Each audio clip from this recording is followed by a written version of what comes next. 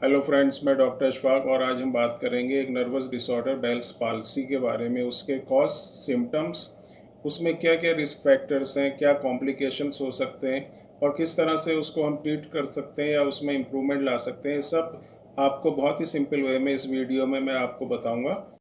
Bells policy जो है एक नर्वस डिसऑर्डर है जिसमें वन साइडेड पैरालिसिस आप कह सकते हैं, फेशियल पैरालिसिस। जो चेहरे की जो मसल्स होती हैं एक साइड की, वो बहुत ज़्यादा वीक होती हैं।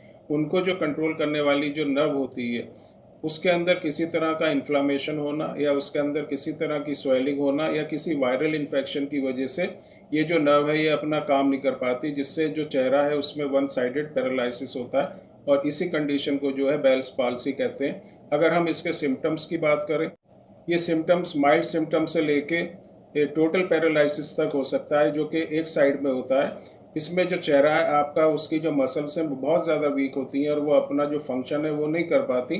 फेशियल एक्सप्रेशन नहीं हो पाते, जैसे हंसना, मुस्कुराना या पलकों को झपकना, इस तरह के फंक्शंस करने में बहुत ज़्यादा प्रॉब्लम होती है। बेल्स पॉलिसी में जो जॉ होता है या जो जबड़ा होता है उसके आसपास बहुत ज़्यादा दर्द होता है, या जो कान होता है जिस साइड में बेल्स पॉलिसी या पैरालिसिस की प्रॉब्लम है उस साइड का जो कान होता है उसके पीछे बहुत ज़्यादा दर्द होता है। सर में बहुत ज़्यादा दर्द होना। इसके अलावा जिसको बेल्स पॉलिसी की प्रॉब्लम होती है उसको लॉस ऑफ टेस्ट होता है, और जो टीयर, जो आंसू या जो सलाइवा बनता है उसकी अमाउंट में भी वेरिएशंस आते हैं। ये कुछ सिम्टम्स होते हैं बेल्स पॉलिसी में। कॉजेज़ मैंने आपको बताए, इन्फ्लामेशन होना, नर्व में जो सेवंथ क्रेनियल नर्व होती है जो मसल्स को कंट्रोल करती है चेहरे की, उसके अंदर किसी तरह का इन्फ्लामेशन होना या उसके अंदर किसी तरह का जो है स्वेलिंग होना।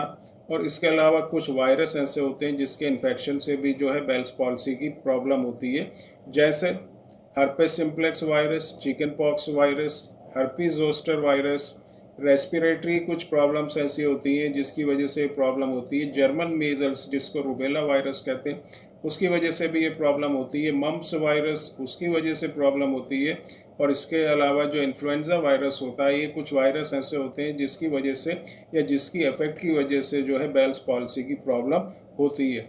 जनरली जो बेल्स पॉलिसी होती है वो कुछ वीक्स में, एक महीने 2 महीने के अंदर अपने आप ठीक हो जाती है, लेकिन कुछ केस में जो है ये लाइफ लॉन्ग चलती है और टोटल पैरालिसिस भी हो जाता है। तो इसमें कॉम्प्लिकेशंस अगर हम बात करें तो कॉम्प्लिकेशन ये होती है कि लाइफ लॉन्ग जिसको ये प्रॉब्लम होती है कुछ केस में, उनको लाइफ लॉन्ग पूरी ज़िंदगी इस प्रॉब्लम को झेलना पड़ता है और बहुत ज़्यादा जो प्रॉब्लम या बहुत ज़्यादा उनको कॉम्प्लिकेशंस होने लगती हैं।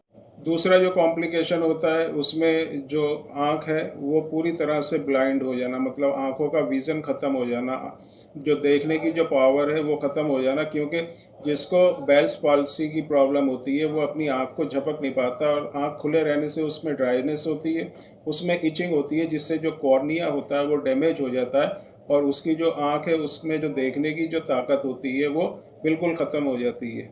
अगर हम ट्रीटमेंट की बात करें तो कुछ केस में तो अपने आप ही बिल्कुल ठीक हो जाता है।